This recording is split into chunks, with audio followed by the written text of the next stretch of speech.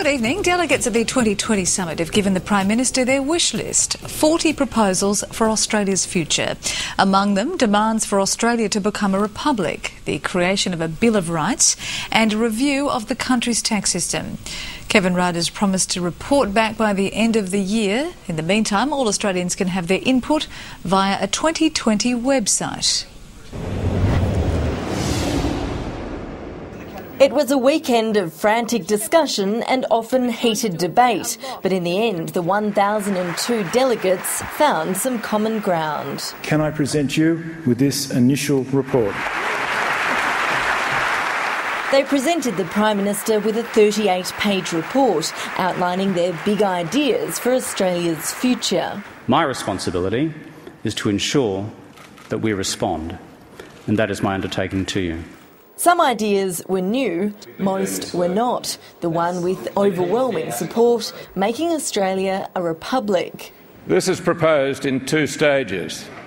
Firstly, a plebiscite to decide whether to sever ties. And secondly, a referendum to decide on the model.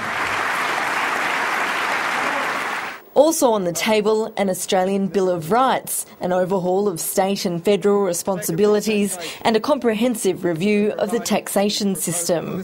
This would be the first such review for almost a quarter of a century.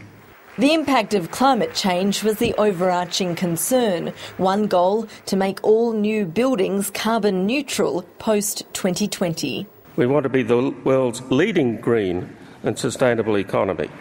The health stream came up with a new way to label junk food and suggested providing fast fruit in schools. To implement the changes, they want a new national prevention agency.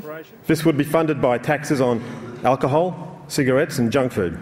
But the goodwill didn't rub off on all of the delegates. While the summit did have bipartisan support, some opposition members felt ignored. It wasn't a representative group, it was a group with a particular ideological bias. I think most of the people who came here this weekend came to worship Kevin Rudd. Tomorrow, Mr Rudd needs to get back to work and focus on the things that are really concerning Australians. The real success of the summit won't be measured until later in the year, when the government formally responds to the proposals put forward. Only then will we know if the delegates' big ideas will actually result in new government policies. Kevin Rudd, for one, is optimistic.